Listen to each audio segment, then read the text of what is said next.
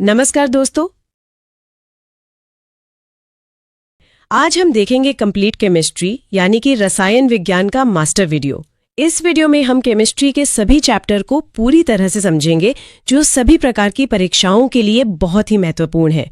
तो चलिए पहला टॉपिक पदार्थ और उसकी अवस्थाओं से शुरू करते हैं। सबसे पहले तो यही सवाल उठता है कि रसायन विज्ञान मतलब केमिस्ट्री है क्या? देखिए, ये विज्ञान की वो शाखा है जिसमें हम किसी भी चीज की मतलब पदार्थ की रासायनिक बनावट, उसके गुण, इन सब का अध्ययन करते हैं। और जहां तक मुझे याद है, इसके जनक फादर ऑफ मॉडर्न केमिस्ट्री, हाँ, वो थे 18वीं सदी के फ्रांसीसी वैज्ञानिक एंटोनी लेवोजियर।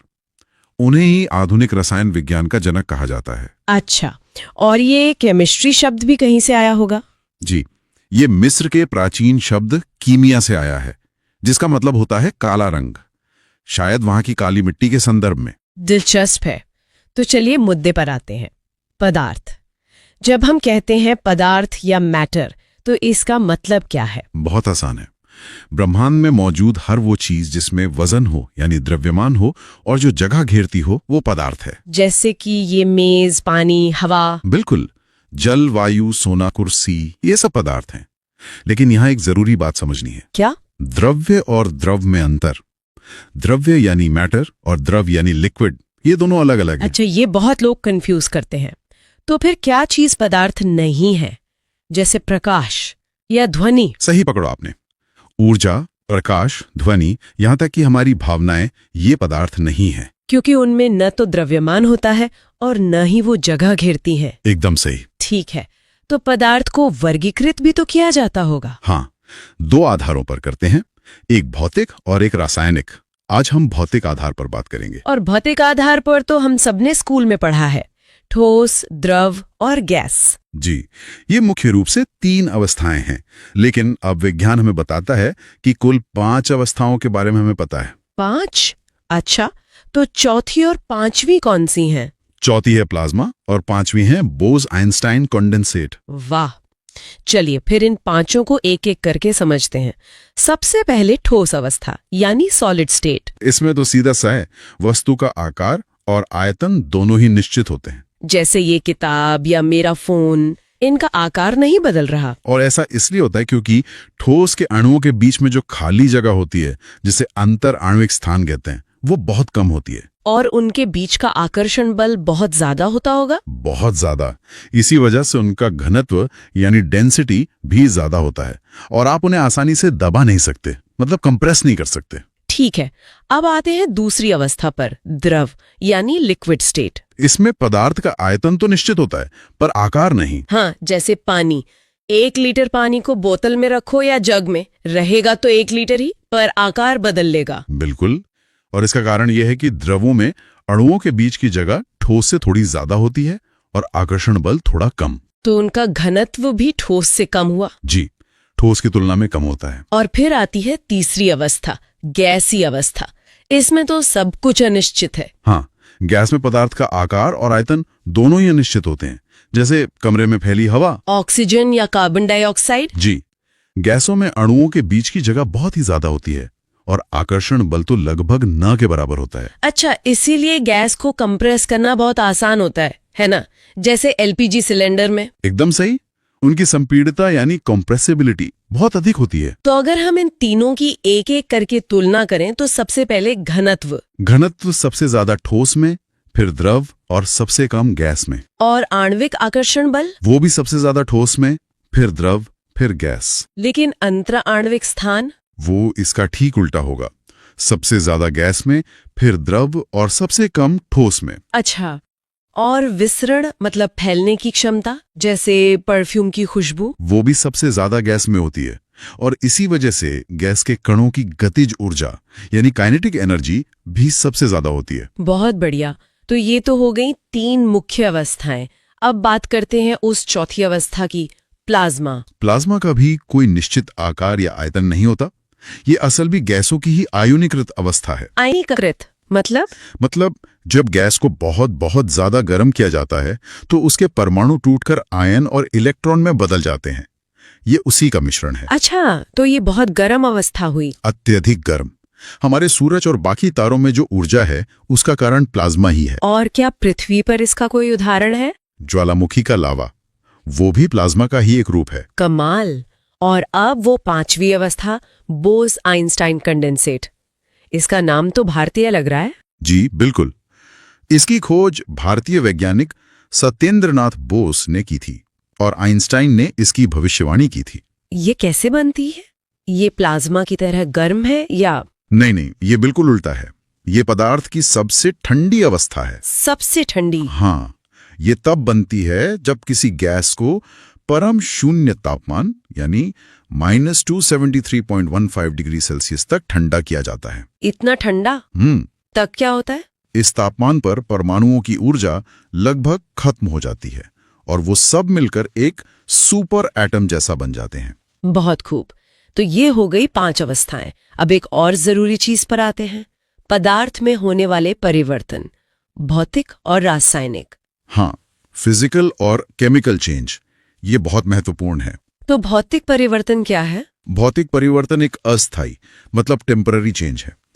इसमें पदार्थ अपनी पुरानी अवस्था में वापस आ सकता है, कोई नई चीज नहीं बनती। जैसे पानी का बर्फ बनना, बर्फ को पिघला दो तो वापस पानी बन जाएगा। पिघलना, जलना नहीं, पिघला हुआ मोम वापस ठोस बन सकता है।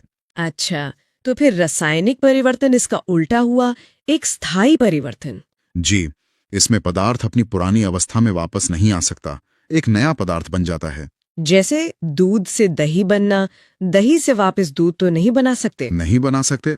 या फिर लोहे पर जंग लगना, भोजन का पचना, ये सब रासायनिक परिवर्तन है। और यहाँ सबसे दिलचस्प उदाहरण है मोमबत्ती का जलना।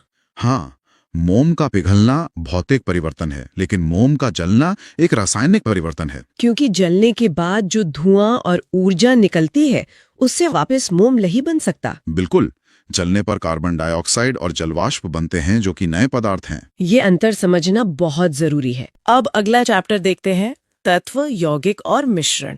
तो चलिए सबसे पहले पदार्थ के रासायनिक वर्गीकरण को समझते हैं। इसे मोटे तौर पर 3 हिस्सों में बांटा गया है, तत्व, यौगिक और मिश्रण। जी।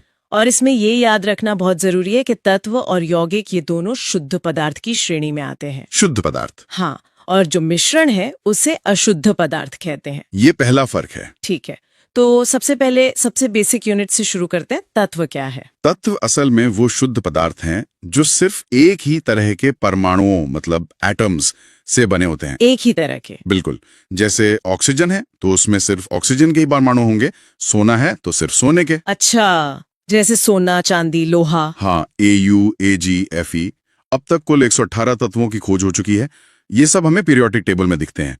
इन्हें पहचानने का एक बड़ा आसान तरीका मैंने पढ़ा था। क्या? कि तत्व का जो प्रतीक होता है वो या तो एक अक्षर का होगा, जैसे ऑक्सीजन के लिए O, या फिर 2 अक्षरों का होगा जिसमें पहला कैपिटल और दूसरा छोटा होता है, जैसे सोने के लिए Au। ये बहुत ही बढ़िया पॉइंट है ना? हाँ, क्योंकि अगर दोनों अक्षर कैपिटल हैं तो मतलब वो अलग अलग तत्व हैं। जैसे NaCl में। बिल्कुल, Na सोडियम है और Cl क्लोराइड। ये तो बहुत काम की ट्रिक है। हाँ। अच्छा, अब कुछ परीक्षा के लिए जरूरी फैक्ट्स देख लेते हैं। जी। जैसे ब्रह्मांड में सबसे ज्यादा मात्रा में कौन सा तत्व मिलता है? वो है हाइड्रोजन। और हमारे वायुमंडल में? वायुमंडल में सबसे ज्यादा है नाइट्रोजन। और मानव शरीर में? मानव शरीर में सबसे ज्यादा है ऑक्सीजन। अच्छा, और पृथ्वी की जो ऊपरी परत है मतलब अर्थ क्रस्ट, उस पर भी ऑक्सीजन ही सबसे ज्यादा है। तो ऑक्सीजन हमारे शरीर और धरती दोनों पर राज करता है। एक तरह से हाँ। अब यहीं पर परमाणु और अणु का फर्क समझना जरूरी हो जाता है। हाँ, ये हमेशा कंफ्यूज करता है, एटम और मॉलिक्यूल। देखिए, परमाणु किसी भी पदार्थ की सबसे छोटी इकाई है। सबसे छोटे? हाँ, ये स्वतंत्र नहीं रह सकता, मतलब अकेला नहीं घूमता, पर हर केमिकल रिएक्शन में हिस्सा यही लेता है। और अणु? अणु 2 या 2 से ज्यादा परमाणुओं से मिलकर बनता है। ये टीम है और ये प्रकृति में स्वतंत्र रह सकता है। अच्छा, जैसे हाइड्रोजन के 2 परमाणु H और H मिलकर हाइड्रोजन का एक अणु H2 बनाते हैं। समझ गए। तो अब बात करते हैं यौगिक की, यानी कंपाउंड की। जी। जब 2 या 2 से ज्यादा तत्व एक निश्चित अनुपात में, एक फिक्स्ड प्रोपोर्शन में मिलाए जाते हैं तो यौगिक बनता है। बिल्कुल, और यहाँ सबसे जरूरी शब्द है निश्चित अनुपात। मतलब अनुपात फिक्स रहेगा हमेशा। और इसकी सबसे बड़ी पहचान ये है कि इसका एक रासायनिक सूत्र, एक केमिकल फॉर्मूला होता है। जैसे पानी का H2O। एकदम सही।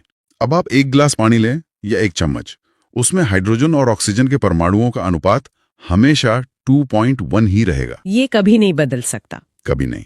और उदाहरण है जैसे सोडियम क्लोराइड NaCl या एल्यूमिनियम ऑक्साइड Al2O3। तो सीधी सी बात है, अगर फॉर्मूला है तो वो यौगिक है। बिल्कुल। तो फिर मिश्रण क्या है? मिश्रण में कोई नियम नहीं है। जब दो या दो से ज्यादा पदार्थों को आप किसी भी अनुपात में मिला दें तो वो मिश्रण बन जाता है। किसी भी अनुपात में? हाँ, यहाँ कोई निश्चित अनुपात या कोई केमिकल फॉर्मूला नहीं होता। जैसे शरबत, शरबत आप अपनी मर्जी से चीनी कम या ज्यादा कर सकते हैं। सही बात है। और हवा? हवा भी कई गैसों का एक मिश्रण ही है। अच्छा, तो मिश्रण के भी प्रकार होते हैं। पहला है समांगी मिश्रण, होमोजीनियस मिक्सचर। जी, होमो मतलब एक जैसा, तो समांगी मिश्रण में जो अवयव होते हैं उन्हें आप अलग अलग नहीं देख सकते, वो पूरी तरह घुल मिल जाते हैं। बिल्कुल। जैसे पानी में चीनी या नमक जब पूरी तरह घुल जाएं, आप बता नहीं सकते कि चीनी कहाँ है और पानी कहाँ है। और मिश्र धातुएं जैसे पीतल? हाँ, पीतल भी तांबा और जिंक का एक समांगी मिश्रण है, वो भी इसी का उदाहरण है। तो फिर दूसरा प्रकार हुआ विषमांगी मिश्रण, हेट्रोजीनियस मिक्सचर। जी, हेट्रो मतलब अलग अलग। इसमें आप अवयवों को साफ साफ अलग अलग देख सकते हैं। जैसे पानी में रेत डाल दें, रेत नीचे बैठ जाएगी। हाँ, साफ दिखेगी। या पानी के ऊपर तैरता हुआ तेल, दोनों को आप साफ साफ देख सकते हैं। ठीक है, ये भी समझ आ गया। अब एक और जरूरी विषय है, विलयन, विलय और विलायक। Solution, solute and solvent. हाँ, ये समांगी मिश्रण से ही जुड़ा है। तो विलयन यानी सॉल्यूशन क्या है? विलयन असल में दो या दो से ज्यादा पदार्थों का एक समांगी मिश्रण ही होता है। ओके। और ये तीन चीजें एक साथ समझी जाती हैं। विलायक यानी सॉल्वेंट वो है जो किसी चीज को अपने में घोलता है, जैसे पानी। और ये ज्यादा मात्रा में होता है? हाँ, आमतौर पर। और विलय यानी सॉल्यूट वो पदार्थ है जो विलायक में घुलता है, जैसे नमक या चीनी। ठीक है, तो विलय घुलता है। जी, और जब विलय विलायक में पूरी तरह घुल जाता है तो जो समांगी मिश्रण बनता है उसे हम विलयन कहते हैं। मतलब नमकीन पानी एक विलयन है? हाँ, जिसमें पानी विलायक है और नमक विलेय है। अब अगला चैप्टर देखते हैं। आज हम मिश्रण को अलग करने की विधियों के बारे में विस्तार से समझेंगे। हाँ, ये बहुत ही महत्वपूर्ण विषय है और इससे परीक्षाओं में अक्सर सवाल पूछे भी जाते हैं। बिल्कुल। तो सबसे पहले बात करते हैं उस मिश्रण की जिसमें दोनों ही पदार्थ ठोस हों। जैसे घर पर माँ चावल बनाने से पहले उसमें से कंकड़ निकालती हैं। इस विधि को क्या कहते हैं? इसे चुनना या हैंड पिकिंग कहते हैं। ये विधि तब काम करती है जब मिश्रण के कणों का आकार और मतलब उनकी आकृति अलग अलग हो और उन्हें आंखों से आसानी से देखा और उठाया जा सके। एकदम सही। अच्छा, और जब अनाज से भूसे को अलग करना हो, उसे तो हवा में उड़ाकर अलग करते हैं ना? उसे फटकना या विनोइंग कहते हैं। इसमें सिद्धांत यह है कि एक ठोस हल्का हो जैसे भूसा और दूसरा भारी हो जैसे अनाज। तो हवा अपना काम कर देती है? हाँ, हवा की मदद से हल्का पदार्थ उड़कर दूर गिरता है और भारी पदार्थ वो पास में ही जमा हो जाता है। इसके बाद आती है छानना या सीविंग विधि, जैसे मैंने मिस्त्रियों को रेत छानते हुए देखा है। सही। यह विधि तब बहुत उपयोगी है जब एक ठोस का आकार छोटा हो और दूसरे का बड़ा।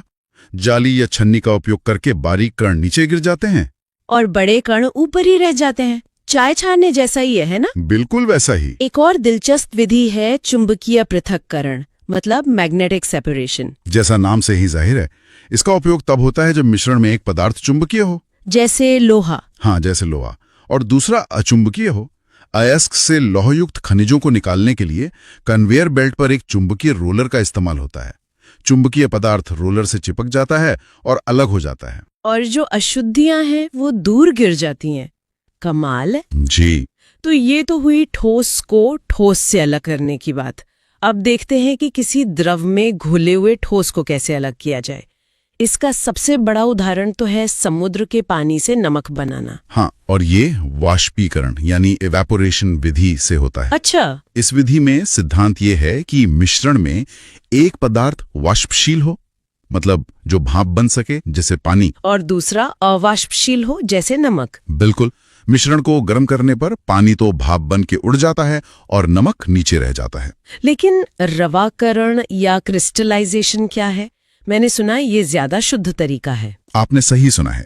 इस विधि का उपयोग अकार्बनिक ठोस मिश्रणों को शुद्ध रूप में अलग करने के लिए किया जाता है।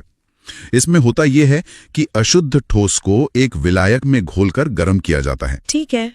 फिर उस विलयन को बहुत धीरे धीरे ठंडा करते हैं, जिससे शुद्ध पदार्थ क्रिस्टल के रूप में अलग हो जाता है। अच्छा, जैसे चीनी और नमक के मिश्रण को एथाइल अल्कोहल में गर्म करके अलग करना। एकदम सही उदाहरण है। अब आते हैं सबसे मुश्किल केस पर। अगर दो द्रव आपस में पूरी तरह मिले हों तो उन्हें कैसे अलग करेंगे? मान लीजिए पानी और एसीटोन का मिश्रण है। इसके लिए आसवन विधि यानी डिस्टिलेशन का प्रयोग होता है। ये तब काम करती है जब दोनों द्रवों के क्वथनांक मतलब बॉइलिंग पॉइंट में काफी अंतर हो। हाँ, जैसे पानी का क्वथनांक 100 डिग्री सेल्सियस है और एसीटोन का लगभग 56 डिग्री, काफी अंतर है। सही। तो मिश्रण को अगर हम 56 डिग्री सेल्सियस पर गर्म करें तो एसीटोन भाप बन जाता है। इस भाप को एक नली से गुजारकर ठंडा कर लेते हैं और वो वापस द्रव रूप में इकट्ठा हो जाता है, जबकि पानी फ्लास्क में ही रह जाता है। बिल्कुल। पर तब क्या, जब क्वथनांक में बहुत कम अंतर हो, जैसे कच्चे तेल यानी क्रूड ऑयल में होता है? तब प्रभाजी आसवन या फ्रैक्शनल डिस्टिलेशन का उपयोग होता है। ये थोड़ा जटिल है। इसमें क्या अलग होता है? इसमें एक प्रभाजी कॉलम का उपयोग करके विभिन्न पदार्थों को अलग अलग तापमान पर अलग किया जाता है। कच्चे तेल को जब गर्म करते हैं तो 20 डिग्री सेल्सियस पर पेट्रोलियम गैस मिलती है। अच्छा। 150 डिग्री सेल्सियस पर पेट्रोल, 200 डिग्री सेल्सियस पर केरोसिन और 300 डिग्री सेल्सियस पर डीजल, सब अलग अलग लेवल पर जमा होते हैं। वाह, ये तो बहुत ही कुशल तरीका है। और पानी और तेल जैसे अघुलनशील द्रवों के लिए कौन सी विधि है जो आपस में घुलते नहीं? उनके लिए तो पृथक्करण कीप मतलब सेपरेटिंग फनल का उपयोग होता है। ये घनत्व के अंतर पर काम करता है। अच्छा, क्योंकि तेल पानी से हल्का होता है। हाँ, तो वो ऊपर एक परत बना लेता है।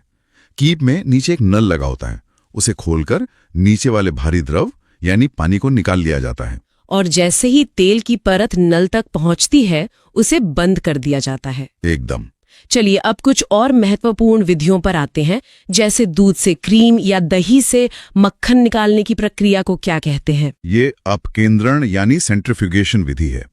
जब मिश्रण को बहुत तेजी से घुमाया जाता है तो भारी कण नीचे बैठ जाते हैं और हल्के कण ऊपर आ जाते हैं। अच्छा, तो वॉशिंग मशीन में गीले कपड़ों को सुखाने में भी यही सिद्धांत काम करता है? हाँ बिल्कुल।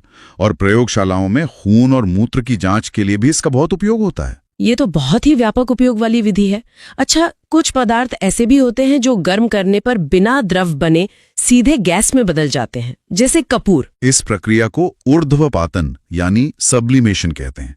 इस विधि से ऐसे ही पदार्थों को उनकी अशुद्धियों से अलग किया जाता है। इसके मुख्य उदाहरण कौन कौन से हैं? कपूर तो है ही, साथ में आयोडीन और अमोनियम क्लोराइड भी ऊर्ध्वपातन दिखाते हैं। और हमारी आखिरी विधि, स्याही में मौजूद अलग अलग रंगों को कैसे अलग करते हैं, ये मुझे हमेशा से बहुत जादुई लगता था। उसके लिए क्रोमेटोग्राफी विधि है। इसमें एक फिल्टर पेपर पर स्याही की बूंद लगाकर उसे पानी में इस तरह डुबोया जाता है कि बूंद पानी के ऊपर रहे। ठीक है। अब पानी जैसे जैसे फिल्टर पेपर पर ऊपर चढ़ता है, वो अपने साथ रंगों को भी ले जाता है। जो रंग पानी में सबसे ज्यादा घुलनशील होता है वो सबसे तेजी से ऊपर चढ़ता है। तो इस तरह रंगों की एक रेस लग जाती है और वे अलग अलग हो जाते हैं। आप इसे रेस कह सकते हैं। बिल्कुल, इस तरह रंग अलग अलग हो जाते हैं। अब अगला अध्याय देखते हैं, परमाणु संरचना। चलिए, परमाणु संरचना। परमाणु और अणु मतलब एटम और मॉलिक्यूल में आखिर फर्क क्या है? हाँ, ये तो है। परमाणु यानी एटम किसी भी पदार्थ की सबसे छोटी इकाई है। बिल्कुल। जैसे किसी दीवार की एक ईंट। ये किसी तत्व का वो सबसे छोटा हिस्सा है जिसमें उस तत्व के सारे गुण मौजूद होते हैं। सही। और सबसे दिलचस्प बात यह है कि यह आमतौर पर अकेले नहीं रह सकता, बहुत रिएक्टिव होता है। अच्छा। यहीं पर अणु यानी मॉलिक्यूल की एंट्री होती है। जब दो या दो से ज्यादा परमाणु, चाहे एक जैसे हों या अलग अलग, आपस में जुड़ जाते हैं तो वे एक अणु बनाते हैं, और वो अणु प्रकृति में स्वतंत्र रूप से रह सकता है। अच्छा, तो मतलब ऑक्सीजन का एक परमाणु वो अकेले नहीं मिलेगा, लेकिन जब दो ऑक्सीजन परमाणु जुड़कर ऑक्सीजन का एक अणु O2 बनाते हैं तो वो हवा में आराम से रह सकता है। एकदम सही पकड़ा। अब ये जो परमाणु का विचार है, ये कोई मॉडर्न साइंस की देन नहीं है। इसकी जड़ें बहुत गहरी हैं। भारत में भी लगभग 6वीं शताब्दी ईसा पूर्व में महर्षि कणाद ने एक सिद्धांत दिया था। ये तो बहुत ही पहले की बात है। उन्होंने क्या कहा था? महर्षि कनाद का विचार एक दार्शनिक था, मतलब एक थॉट एक्सपेरिमेंट था। उन्होंने कहा कि अगर आप किसी पदार्थ को तोड़ते जाएं, तो आखिर में एक ऐसा कण बचेगा जिसे और नहीं तोड़ा जा सकता। उसी अविभाज्य कण को उन्होंने परमाणु कहा, मतलब परम अणु। तो फिर साइंटिफिक कहानी कहां से शुरू होती है? मतलब पहला वैज्ञानिक कदम किसने उठाया? वो श्रेय जाता है जॉन डाल्टन को।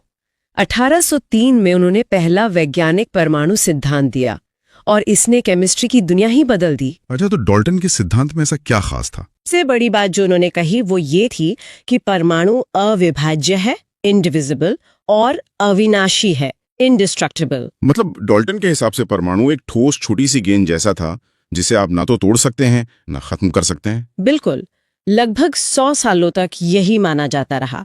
लेकिन फिर 19वीं सदी के अंत में वैज्ञानिकों को लगने लगा कि इस अविभाज्य गेंद के अंदर भी कुछ है। और यहीं से कहानी में एंट्री होती है सब एटॉमिक पार्टिकल्स की। Exactly. J Thomson, Rutherford, Chadwick, इन सब ने साबित कर दिया कि परमाणु के अंदर एक पूरी दुनिया है। चलिए इस दुनिया के 3 मुख्य किरदारों से मिलते हैं। इलेक्ट्रॉन, प्रोटॉन और न्यूट्रॉन। जी, सबसे पहले मिला इलेक्ट्रॉन। 1897 में जे थॉमसन ने इसे खोजा। और ये परमाणु का सबसे हल्का सदस्य है जिस पर नेगेटिव चार्ज होता है। हाँ, इतना हल्का कि इसके वजन को लगभग नजरअंदाज कर दिया जाता है। ठीक है, अब आते हैं प्रोटॉन पर। इसकी खोज को लेकर हमेशा थोड़ा कंफ्यूजन रहता है, गोल्डस्टीन या रदरफोर्ड। ये अच्छा सवाल है। असल में पॉजिटिव चार्ज वाली चीज का पता पहले गोल्डस्टीन ने लगाया था, लेकिन रदरफोर्ड ने साबित किया कि ये एक फंडामेंटल कण है और उन्होंने ही इसे प्रोटॉन नाम दिया। समझ गया, तो श्रेया दोनों को जाता है। हाँ, और इस पर पॉजिटिव चार्ज होता है और ये इलेक्ट्रॉन से बहुत बहुत भारी होता है। और तीसरा किरदार है न्यूट्रॉन, जो कहानी में सबसे आखिर में आया। जी, 1932 में जेम्स चैडविक ने इसे खोजा। देर इसलिए हुई क्योंकि इस पर कोई चार्ज ही नहीं है, ये न्यूट्रल है। अच्छा, तो इसे पकड़ना मुश्किल था। बहुत मुश्किल।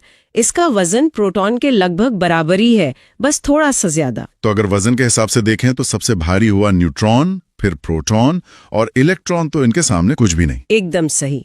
अब जब ये तीनों खिलाड़ी मिल गए तो असली पहेली शुरू हुई कि ये तीनों एक नन्हे से परमाणु के अंदर रहते कैसे हैं। हाँ, इनका अरेंजमेंट कैसा है। तो पहला नक्शा बनाने की कोशिश की खुद जे थॉमसन ने। प्लम पुडिंग या तरबूज मॉडल। जी, उन्होंने कल्पना की कि परमाणु एक पॉजिटिव चार्ज का गोला है, जैसे कोई तरबूज, और नेगेटिव चार्ज वाले इलेक्ट्रॉन उसमें बीज की तरह धसे हुए हैं। सुनने में तो काफी सरल लगता है, लेकिन इसमें कुछ तो गड़बड़ होगी। बहुत बड़ी गड़बड़ थी। सबसे बड़ी कमी ये थी कि इसमें नाभिक यानी न्यूक्लियस का कोई जिक्र नहीं था और ये परमाणु की स्थिरता भी नहीं समझा पाया। तो ये मॉडल ज्यादा दिन नहीं चला। नहीं, और फिर मैदान में आए उनके ही एक स्टूडेंट अर्नेस्ट रदरफोर्ड, एक ऐसे एक्सपेरिमेंट के साथ जिसने सब कुछ बदल दिया। 1911 का गोल्ड फॉयल एक्सपेरिमेंट। हाँ, विज्ञान के इतिहास के सबसे शानदार प्रयोगों में से एक। उन्होंने पॉजिटिव चार्ज वाले अल्फा कणों की बौछार की एक बहुत ही पतली सोने की पन्नी पर, और उन्होंने देखा कि अल्फा कण पन्नी से टकराकर कहाँ जाते हैं, और जो नतीजे आए वे चौंकाने वाले थे। ज्यादातर अल्फा कण तो पन्नी के आर पार ऐसे निकल गए जैसे वहां कुछ हो ही ना। इससे क्या पता चला? इससे ये पता चला कि परमाणु का ज्यादातर हिस्सा खोखला है, खाली जगह है। ये सोचना ही अजीब है। मतलब हम सब असल में ज्यादातर खाली जगह से बने हैं। हाँ, ये एक माइंड बेंडिंग कॉन्सेप्ट है। अब दूसरा नतीजा, कुछ अल्फा कण अपने रास्ते से थोड़ा सा मुड़ गए, डिफ्लेक्ट हो गए। जी, क्योंकि अल्फा कण खुद पॉजिटिव थे तो वे किसी दूसरी पॉजिटिव चीज से ही दूर भाग सकते थे। इससे पता चला कि परमाणु का पॉजिटिव चार्ज फैला हुआ नहीं है, बल्कि एक बहुत छोटी सी जगह में बंद है। और फिर आया सबसे बड़ा आश्चर्य। हाँ, लगभग 20,000 में से कोई एक अल्फा कण पन्नी से टकराकर सीधा वापस आ गया 180 डिग्री पर। ये रदरफोर्ड के लिए एक बहुत बड़ा झटका था। उन्होंने कहा था कि ये उतना ही अविश्वसनीय था जैसे आप एक तोप के गोले को टिश्यू पेपर पर मारें और वो लौटकर आपको ही लग जाए। वाह, तो इस एक कण के वापस आने का क्या मतलब था? इसका मतलब था कि परमाणु का सारा पॉजिटिव चार्ज और लगभग सारा द्रव्यमान उसके केंद्र में एक बहुत ही छोटी और ठोस जगह पर है, और इसी जगह को रदरफोर्ड ने नाभिक यानी न्यूक्लियस नाम दिया। तो हमें एक नया मॉडल मिला, एक छोटा भारी पॉजिटिव नाभिक बीच में और हल्के नेगेटिव इलेक्ट्रॉन उसके चारों ओर चक्कर काट रहे हैं, सौरमंडल जैसा। बिल्कुल, इसे प्लैनेटरी मॉडल भी कहा गया। ये एक बहुत बड़ी छलांग थी। लेकिन अरे, इसमें भी एक बहुत बड़ी समस्या थी। हाँ, बहुत बड़ी। उस समय के फिजिक्स के नियमों के हिसाब से कोई भी चार्ज वाला कण जैसे इलेक्ट्रॉन जब गोल गोल घूमता है तो उसे लगातार ऊर्जा खोनी चाहिए। अच्छा, मतलब वो धीरे धीरे धीमा होकर गिर जाएगा? ठीक वैसा ही। तो इस नियम के हिसाब से इलेक्ट्रॉन को भी चक्कर काटते काटते अपनी ऊर्जा खो देनी चाहिए और अंत में नाभिक में गिर जाना चाहिए। लेकिन ऐसा तो होता नहीं है, परमाणु तो स्थिर होते हैं। सही पकड़ा। रदरफोर्ड ये नहीं समझा पाए कि परमाणु स्थिर क्यों हैं, और यहीं पर एक और महान वैज्ञानिक नील्स बोर ने कहानी को आगे बढ़ाया। तो रदरफोर्ड की पहेली को सुलझाने के लिए बोर आए। हाँ, 1913 में बोर ने इस समस्या को सुलझाने के लिए क्लासिकल फिजिक्स को छोड़कर एक बिल्कुल नए आइडिया का सहारा लिया, जिसे क्वांटम थ्योरी कहते हैं। क्वांटम थ्योरी, इसका सरल मतलब क्या है? इसका एक सरल मतलब ये है कि ऊर्जा एक नदी की तरह लगातार नहीं बहती, बल्कि छोटे छोटे पैकेट में आती है। जैसे एक सीढ़ी, आप या तो पहले पायदान पर हो सकते हैं या दूसरे पर, बीच में नहीं। ठीक है, ऊर्जा के फिक्स्ड लेवल होते हैं। तो बोर ने इसे इलेक्ट्रॉन पे कैसे लागू किया? बोर ने कहा कि इलेक्ट्रॉन भी नाभिक के चारों ओर कहीं भी नहीं घूम सकते। वे केवल कुछ खास निश्चित कक्षाओं मतलब ऑर्बिट्स में ही घूम सकते हैं। अच्छा, तो जब तक इलेक्ट्रॉन अपनी खास कक्षा में है वो ऊर्जा नहीं खोएगा। प्रिसाइजली। और अगर वो ऊर्जा नहीं खोएगा तो वो नाभिक में भी नहीं गिरेगा, और इसीलिए परमाणु स्थिर रहता है। ये तो कमाल का समाधान था। हाँ, इन स्थिर कक्षाओं को उन्होंने KLMN या 1 2 3 4 जैसे नाम दिए, और उन्होंने ये भी बताया कि किस कक्षा में कितने इलेक्ट्रॉन रह सकते हैं। वो 2n² वाला फॉर्मूला। जी, जहां n कक्षा की संख्या है। तो पहली कक्षा में 2, दूसरी में 8, तीसरी में 18 और इसी तरह आगे। इसने तो केमिस्ट्री को समझने का एक पूरा नया दरवाजा ही खोल दिया। बिल्कुल।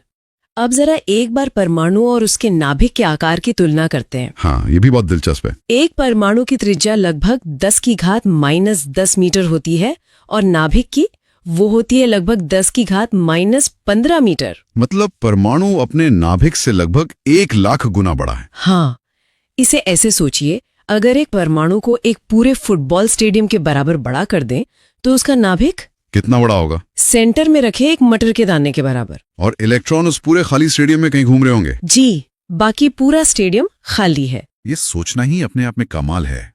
चलिए, इस पूरी कहानी को कुछ मुख्य बिंदुओं में समेटते हैं। ठीक है। तो सबसे पहला वैज्ञानिक परमाणु सिद्धांत जॉन डाल्टन ने दिया, सही है। और परमाणु के नाभिक की खोज का श्रेय हर्मेस रदरफोर्ड को जाता है, उनके मशहूर स्वर्ण पन्नी प्रयोग के लिए। और इसी से पता चला कि परमाणु का ज्यादातर हिस्सा खोखला है। बिल्कुल।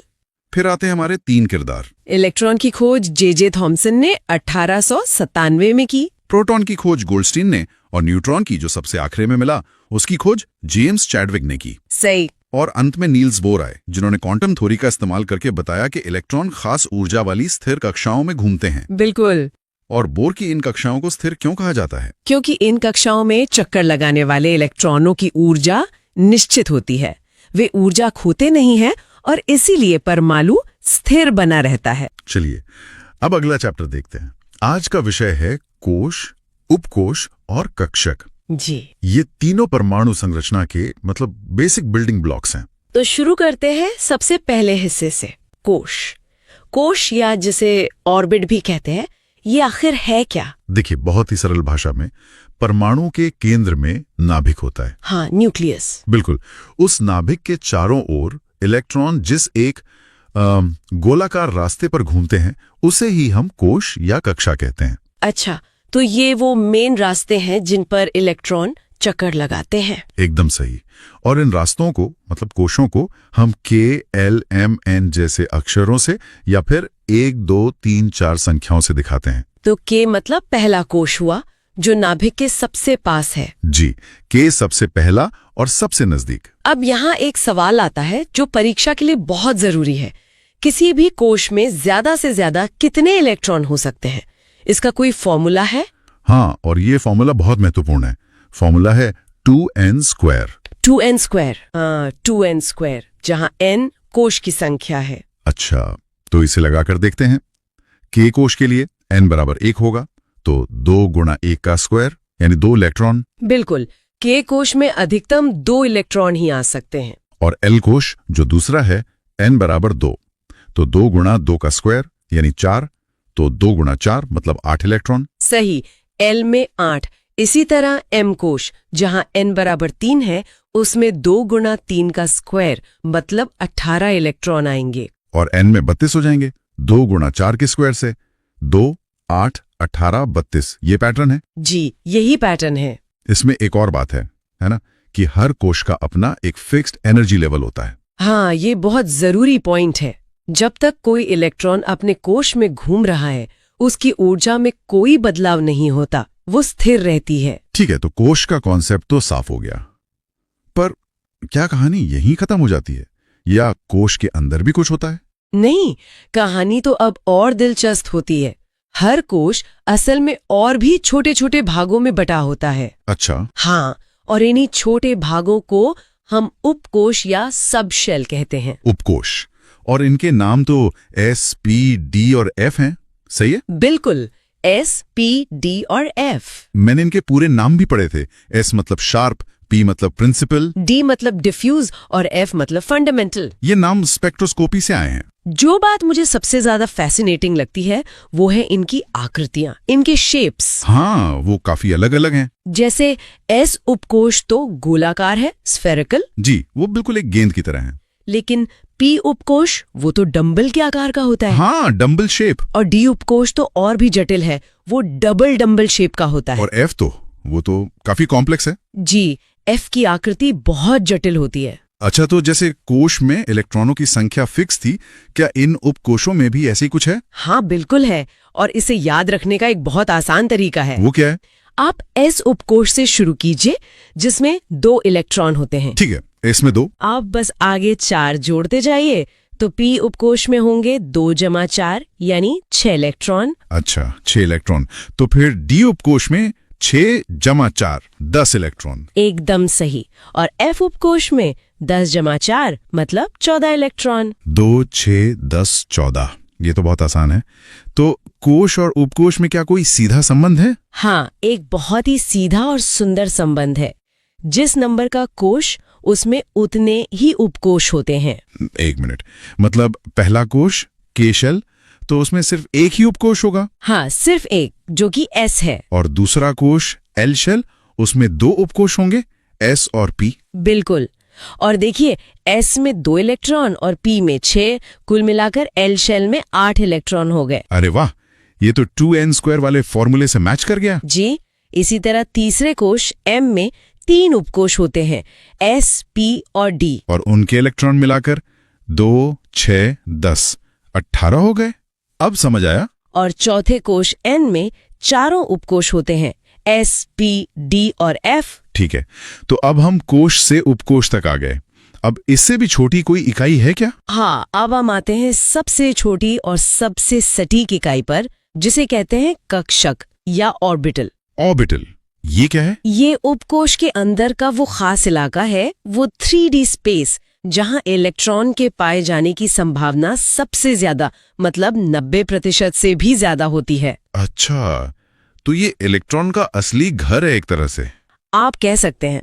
और इस घर के 2 बहुत मजबूत नियम हैं, जो कभी नहीं टूटते। क्या नियम है? पहला नियम, एक कक्षक में ज्यादा से ज्यादा सिर्फ 2 इलेक्ट्रॉन ही रह सकते हैं, 2 से ज्यादा कभी नहीं। सिर्फ 2? ठीक है। और दूसरा नियम? दूसरा नियम ये बताता है कि किस उपकोश में कितने कक्षक होंगे, और ये बहुत आसान है। किसी उपकोश में जितने इलेक्ट्रॉन होते हैं, कक्षकों की संख्या उसकी आधी होती है। आधी होती है। अच्छा, तो इसे लगा कर देखते हैं। S उपकोश में 2 इलेक्ट्रॉन थे, तो 2 का आधा हुआ 1, मतलब S में सिर्फ 1 कक्षक होगा। बिल्कुल सही। S उपकोश में सिर्फ एक ही कक्षक होता है। और P उपकोश में 6 इलेक्ट्रॉन थे, तो 6 का आधा 3 कक्षक। हाँ, P उपकोश में 3 कक्षक होते हैं। तो D उपकोश में 10 का आधा 5 कक्षक होंगे, और F में 14 का आधा 7 कक्षक। एकदम सही। 1, 3, 5, 7, ये एक सीरीज बन जाती है। ठीक है, अब ये पूरी तस्वीर साफ हो रही है। पर एक और सवाल दिमाग में आ रहा है पूछिए। कि इन कक्षकों में इलेक्ट्रॉन भरते कैसे हैं? मतलब मान लीजिए पी उपकोष में 3 कक्षक हैं और मुझे उसमें 4 इलेक्ट्रॉन भरने हैं, तो मैं कैसे भरूंगा? बहुत अच्छा सवाल है और इसी के लिए हुंड का नियम है। हुंड का नियम, ये क्या कहता है? ये नियम बहुत सरल है। ये कहता है कि किसी भी उपकोष के कक्षकों में इलेक्ट्रॉन का जोड़ा मतलब पेयरिंग तब तक नहीं होती जब तक कि उस उपकोष के सभी कक्षकों में एक एक इलेक्ट्रॉन न भर जाए। एक एक इलेक्ट्रॉन मतलब पहले सबको एक एक मिलेगा, उसके बाद ही जोड़ा बनना शुरू होगा। बिल्कुल, इलेक्ट्रॉन पहले अकेले रहना पसंद करते हैं। जब हर कक्षक में एक एक आ जाता है तब जो अतिरिक्त इलेक्ट्रॉन होता है वो आकर जोड़ा बनाता है। हम इलेक्ट्रॉन की दिशा को तीर के निशान से दिखाते हैं, है ना? हाँ, ऊपर की ओर और नीचे की ओर। ऊपर की ओर तीर मतलब क्लॉकवाइज स्पिन और नीचे की ओर तीर एंटी क्लॉकवाइज स्पिन को दिखाता है। तो चलिए अब अगला चैप्टर देखते हैं। चैप्टर है ऑफ-बाउ का सिद्धांत और क्वांटम संख्या। तो शुरू करते हैं ऑफ-बाउ सिद्धांत से। ये नाम सुनने में मतलब किसी वैज्ञानिक का लगता है, पर जहां तक मुझे पता है ये किसी का नाम नहीं है ना? बिल्कुल सही, ये कोई साइंटिस्ट नहीं थे। ऑफ बाउ एक जर्मन शब्द है जिसका मतलब होता है निर्माण करना या टू बिल्ड अप। अच्छा, टू बिल्ड अप। हाँ, तो ये सिद्धांत हमें यही बताता है कि एक परमाणु में इलेक्ट्रॉनों का निर्माण कैसे होता है, मतलब वो किस क्रम में अपनी जगह लेते हैं। अच्छा, निर्माण करना। तो ये एक तरह से जैसे कोई इमारत बना रहे हो जहां हम पहली मंजिल पहले भरते हैं, फिर दूसरी, फिर तीसरी। बहुत बढ़िया एनालॉजी है, बिल्कुल वैसा ही है। ये सिद्धांत कहता है कि इलेक्ट्रॉन हमेशा सबसे कम ऊर्जा वाले उपकोष यानी सब शेल में। हाँ, सब शेल में पहले जाते हैं। आप इसे ऐसे समझें कि वो सबसे सस्ता या ग्राउंड फ्लोर का कमरा है। जब वो पूरा भर जाता है तभी इलेक्ट्रॉन उससे ज्यादा ऊर्जा वाले कमरे में जाते हैं। ले भरनी है, इसके लिए एक डायग्राम होता है, सही कहा? हाँ, एक डायग्राम होता है जिससे ऊर्जा का क्रम याद रखा जाता है, लेकिन ऑडियो पर उसे बनाना सिखाना थोड़ा मुश्किल हो सकता है। सुनने वालों के लिए कल्पना करना भी कठिन होगा। ये बात भी सही है। तो उसके बजाय हम सीधे उस क्रम पर ही ध्यान देते हैं जो उस डायग्राम से निकल कर आता है। हाँ, ये बेहतर रहेगा। तो क्या है वो क्रम? क्रम है 1s, फिर 2s, फिर 2p, उसके बाद 3s, फिर 3p, और यहाँ एक बहुत दिलचस्प मोड़ आता है। क्या? ज्यादातर लोग सोचेंगे कि 3p के बाद 3d आना चाहिए क्योंकि वो भी तीसरी मंजिल का ही हिस्सा है। हाँ बिल्कुल, 3s 3p तो अगला तो 3d ही होना चाहिए। लगता तो यही है, लेकिन असल में ऐसा होता नहीं है। प्रकृति में 4s उपकोष की ऊर्जा 3d से थोड़ी कम होती है। अरे, इसलिए इलेक्ट्रॉन 3p भरने के बाद तीसरी मंजिल के d ब्लॉक को छोड़कर पहले चौथी मंजिल के 4s कमरे में जाते हैं। ये तो अजीब है। मतलब चौथी मंजिल का एक कमरा तीसरी मंजिल के एक कमरे से पहले भर रहा है, ऐसा क्यों? ये सब ऊर्जा का खेल है। इलेक्ट्रॉन सबसे आसान रास्ता चुनते हैं, सबसे कम ऊर्जा वाला, और 4s उन्हें 3d के मुकाबले कम ऊर्जा वाला रास्ता लगता है। अच्छा, एक बार 4s भर जाता है तब जाकर इलेक्ट्रॉन वापस तीसरी मंजिल के बचे हुए 3d उपकोष में जाना शुरू करते हैं। तो सही क्रम बनता है 3p, फिर 4s और उसके बाद 3d। ये बात तो साफ हो गई।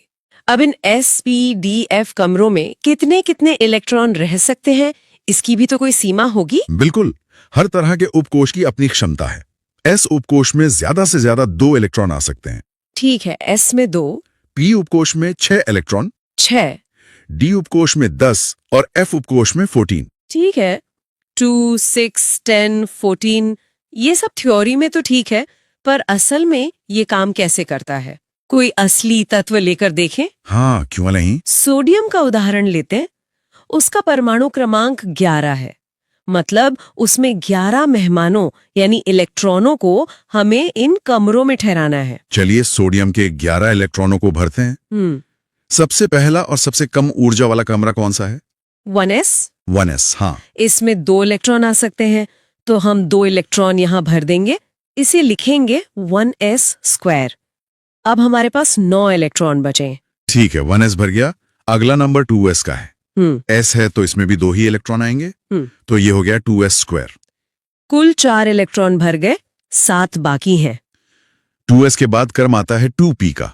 p की क्षमता 6 इलेक्ट्रॉनों की है और हमारे पास 7 बाकी हैं, तो हम पूरे 6 इलेक्ट्रॉन इसमें भर सकते हैं। तो ये बन गया 2p6। हाँ, अब तक कुल 2 + 2 + 6 यानी 10 इलेक्ट्रॉन अपनी अपनी जगह ले चुके हैं। हम था 3s का, तो वो आखिरी 11वां इलेक्ट्रॉन 3s वाले कमरे में चला जाएगा। तो हम लिखेंगे 3s1। एकदम सही। तो सोडियम का पूरा इलेक्ट्रॉनिक विन्यास हुआ 1s², 2s², 2p6, 3s1। और ये जो आखिरी इलेक्ट्रॉन है ना 3s1 वाला, हाँ, यही सोडियम के सारे रासायनिक गुण तय करता है कि वो पानी से कैसे रिएक्ट करेगा या वो इतना मुलायम क्यों है। सब कुछ इसी एक इलेक्ट्रॉन पर निर्भर करता है। कमाल है। तो अफबाउ सिद्धांत से हमें इलेक्ट्रॉन का एक मोटा मोटा पता चल गया। जैसे सोडियम का सबसे जरूरी इलेक्ट्रॉन 3s मोहल्ले में रहता है। लेकिन अगर हमें उसका मकान नंबर, कमरे का नंबर और ये भी जानना हो कि उस कमरे में वो किस तरफ मुंह करके बैठा है, तो मुझे लगता है यहीं पर क्वांटम संख्याएं काम आती हैं। आपने बिल्कुल सही पकड़ा। इलेक्ट्रॉनिक विन्यास हमें सिर्फ शहर और मोहल्ला बताता है। क्वांटम संख्याएं हमें उस इलेक्ट्रॉन का पूरा पोस्टल एड्रेस देती हैं। मतलब एकदम सटीक पता, इतना सटीक कि हम उस एक इलेक्ट्रॉन को करोड़ों दूसरे इलेक्ट्रॉनों से अलग पहचान सकते हैं। इसीलिए आपने जो शुरू में आधार कार्ड वाली बात कही थी वो एकदम सटीक है। तो ये आधार कार्ड यानी क्वांटम संख्याएं कितनी तरह की होती हैं? ये 4 तरह की होती हैं जो मिलकर इलेक्ट्रॉन का पूरा पता बताती हैं। पहली है मुख्य क्वांटम संख्या, प्रिंसिपल क्वांटम नंबर, जिसे n से दिखाते हैं। n, ठीक है। ये है इलेक्ट्रॉन का शहर। दूसरी है द्विगंशी क्वांटम संख्या, एजिमुथल क्वांटम नंबर, जिसे l से दिखाते हैं। ये है शहर के अंदर का मोहल्ला। शहर और मोहल्ला, अच्छा। तीसरी है चुंबकीय क्वांटम संख्या, मैग्नेटिक क्वांटम नंबर, जिसे m से दिखाते हैं। यह है उस मोहल्ले का मकान नंबर। ओके। और चौथी है चक्रण क्वांटम संख्या, स्पिन क्वांटम नंबर, जिसे s से दिखाते हैं। ये बताता है कि उस मकान में रहने वाला सदस्य सीधा बैठा है या उल्टा। शहर, मोहल्ला, मकान नंबर, ये तरीका तो बहुत अच्छा है। चलिए पहले शहर से शुरू करते हैं। मुख्य क्वांटम संख्या n क्या है? n हमें इलेक्ट्रॉन की मुख्य कक्षा यानी शेल के बारे में बताता है। ये एक तरह से ऊर्जा का लेवल है। जैसे सोडियम के 3s1 में जो 3 है, अच्छा, वही n है। हाँ, वही n का मान है। मतलब इलेक्ट्रॉन तीसरे ऊर्जा स्तर या तीसरी कक्षा में है। इसका मान हमेशा एक पूरी संख्या होती है, 1 2 3 4। ये कभी शून्य या फ्रैक्शन में नहीं हो सकता। ठीक है, n से हमें शेल नंबर पता चला। अब आते हैं मोहल्ले पर, यानी l, द्विगंशी क्वांटम संख्या पर। द्विगंशी क्वांटम संख्या L हमें उपकोश यानी सब शेल का आकार बताता है। ये वही S, P, D और F हैं जिनकी हम बात कर रहे थे। L का मान हमेशा n पर निर्भर करता है और ये 0 से लेकर n-1 तक हो सकता है। एक मिनट, अगर n = 3 है तो l का मान 0, 1 या 2 हो सकता है। इसका मतलब तीसरी कक्षा में S, P और D तीनों तरह के उपकोश मौजूद है। बिल्कुल, तीसरी कक्षा एक बड़े शहर की तरह है जिसमें 3 तरह के मोहल्ले हैं। हर मोहल्ले का एक कोड है जो L का मान है। क्या कोड है? अगर L = 0 है तो वो S उपकोश है। अगर L = 1 है तो वो P उपकोश है। अगर L = 2 है तो वो D उपकोश है। और L = 3 हुआ तो F उपकोश। एकदम। तो N = 3 में S, P और D तीनों तरह के सब शेल्स मौजूद हैं। अच्छा, तो n हमें शेल बताता है और L हमें उस शेल के अंदर का सब शेल। अब आते हैं मकान नंबर पर, यानी चुंबकीय क्वांटम संख्या m पर। M हमें उपकोश के अंदर मौजूद कक्षक यानी ऑर्बिटल के बारे में बताता है। ऑर्बिटल वो असली 3D जगह है जहां इलेक्ट्रॉन के पाए जाने की संभावना सबसे ज्यादा होती है। और इसका मान? M का मान L पर निर्भर करता है और ये -L से लेकर +L तक होता है, शून्य को मिलाकर। इसे एक उदाहरण से समझाइए। P उपकोश का उदाहरण लेते हैं। जरूर, P उपकोश के लिए हमने देखा L = 1 होता है, तो M के मान होंगे -1, 0 और +1। अच्छा, तो 3 मान हुए। हाँ, इसका मतलब है कि P उपकोश या P मोहल्ले में 3 अलग अलग मकान यानी ऑर्बिटल हैं।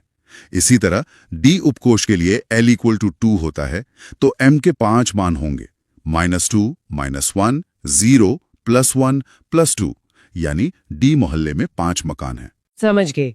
और सब उपकोश के लिए L = 0 होगा तो M का मान सिर्फ 0 होगा। मतलब S मोहल्ले में बस एक ही मकान है। एकदम परफेक्ट। अब आखिरी संख्या S यानी चक्रण क्वांटम संख्या। ये तो इलेक्ट्रॉन के घूमने यानी स्पिन से जुड़ा है। जी, ये बताता है कि इलेक्ट्रॉन अपने अक्ष पर किस दिशा में घूम रहा है।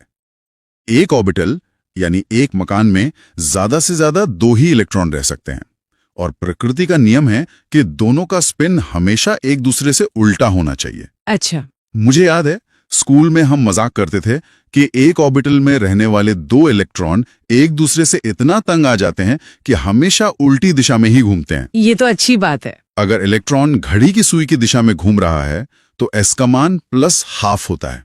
इसे हम ऊपर की ओर बने तीर से दिखाते हैं। क्लॉकवाइज। हाँ, और अगर वो घड़ी की सुई की उल्टी दिशा में घूम रहा है, मतलब एंटी क्लॉकवाइज, तो s का मान -½ होता है।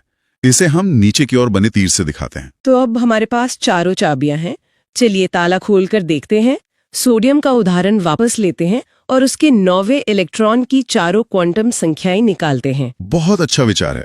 सोडियम का विन्यास था 1s², 2s², 2p6, 3s1। पहला कदम ये पता लगाना कि 9वां इलेक्ट्रॉन है कहाँ। ठीक है, हिसाब लगाते हैं। पहले 1s² में 2 इलेक्ट्रॉन, फिर 2s² में और 2, कुल 4 हो गए।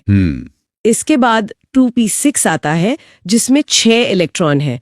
तो 5वां, 6वां, 7वां, 8वां, 9वां और 10वां ये सभी 2p वाले उपकोष में ही होंगे। बिल्कुल। मतलब हमारा टारगेट 9वां इलेक्ट्रॉन 2p में छिपा है। बिल्कुल सही। तो अब हमारा पूरा ध्यान सिर्फ 2p पर रहेगा। यहीं से हमें n, l, m और s के मान मिलेंगे। सबसे पहले n का मान। 2p के आगे 2 लिखा है, तो ये साफ है कि मुख्य क्वांटम संख्या n = 2 है। ये तो आसान था। अब l का मान। हमारा इलेक्ट्रॉन p उपकोष में है, तो p का कोड 1 था, तो l = 1। बहुत बढ़िया, 2 पते मिल गए। शहर नंबर 2, मोहल्ला नंबर 1। अब आता है मुश्किल हिस्सा, मकान नंबर का पता लगाना। p मोहल्ले में 3 मकान हैं, -1, 0 और +1। हमारा 9वां इलेक्ट्रॉन इनमें से किस में है? हाँ, ये कैसे पता चलेगा? इसके लिए हमें हुंड का नियम समझना होगा। ये बहुत मजेदार नियम है। इसे बस की सीट का नियम समझिए। बस की सीट का नियम? हाँ, जब आप एक खाली बस में चढ़ते हैं तो आप पहले से बैठे किसी यात्री के बगल में नहीं बैठते, आप एक खाली सीट ढूंढते हैं। इलेक्ट्रॉन भी बिल्कुल ऐसा ही करते हैं। अच्छा, तो इलेक्ट्रॉन भी सोशल डिस्टेंसिंग का पालन करते हैं? आप ऐसा कह सकते हैं। तो 2p में जो 3 ऑर्बिटल -1, 0, +1 है, वो 3 खाली सीटें हैं। हमारे 5वें से 10वां इलेक्ट्रॉन यहां आएंगे। अच्छा। 5वां इलेक्ट्रॉन पहली सीट पर बैठेगा, -1 पर। 6ठा इलेक्ट्रॉन दूसरी सीट पर, 0 पर। और 7वां इलेक्ट्रॉन तीसरी सीट पर, +1 पर।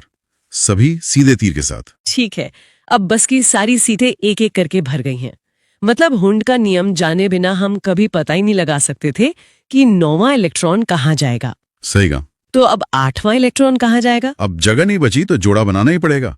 8वां इलेक्ट्रॉन वापस पहली सीट -1 पर जाएगा, लेकिन अब वो उल्टा होकर बैठेगा, मतलब उल्टा तीर। और हमारा टारगेट 9वां इलेक्ट्रॉन। वो दूसरी सीट यानी 0 वाले ऑर्बिटल में जाकर जोड़ा बनाएगा, उल्टे तीर के साथ। इसका मतलब है हमारे 9वें इलेक्ट्रॉन का मकान नंबर 0 है, तो m = 0। कमाल है। तो हमें तीसरा पता भी मिल गया। अब आखिरी चीज, s का मान। ये तो अब सबसे आसान है। चूंकि 9वां इलेक्ट्रॉन 0 वाले ऑर्बिटल में दूसरा सदस्य है और उसका तीर नीचे की ओर है, तो उसका स्पिन एंटी क्लॉकवाइज है, मतलब s = -½ एकदम सही। शानदार। तो सोडियम के 9वें इलेक्ट्रॉन का पूरा आधार कार्ड नंबर है n = 2, l = 1, m = 0 और s = -½ इन 4 संख्याओं से उसकी एक यूनिक पहचान बन गई। और यही सबसे दिलचस्प बात है। एक और महान सिद्धांत है पॉली का अपवर्जन सिद्धांत, जो कहता है कि एक ही परमाणु में किन्हीं भी 2 इलेक्ट्रॉनों की चारों क्वांटम संख्याएं कभी भी एक जैसी नहीं हो सकती। अरे वाह, मतलब हर इलेक्ट्रॉन का अपना एक यूनिक एड्रेस होता है। हाँ, कम से कम एक संख्या तो अलग होगी ही होगी। कोई 2 इलेक्ट्रॉन एक ही पते पर नहीं रह सकते। अब जल्दी से 10वें इलेक्ट्रॉन का भी देख लेते हैं ताकि ये कॉन्सेप्ट पक्का हो जाए। बिल्कुल, 10वां इलेक्ट्रॉन भी 2p में ही है। हुंड के नियम के अनुसार 9वां इलेक्ट्रॉन 0 वाले ऑर्बिटल में गया था। हाँ, तो 10वां इलेक्ट्रॉन अगली खाली सीट यानी +1 वाले ऑर्बिटल में जाएगा और उसका तीर भी नीचे की ओर होगा, क्योंकि वो भी जोड़ा बना रहा है। तो इसका मतलब 10वें इलेक्ट्रॉन के लिए n = 2 और l = 1 तो वही रहेंगे, क्योंकि वो उसी शहर और मोहल्ले में है। सही, लेकिन मकान नंबर बदल जाएगा। क्योंकि वो +1 वाले ऑर्बिटल में है, तो m = +1 होगा। और s का मान? उसका तीर भी नीचे की ओर है, तो s का मान -12 ही रहेगा।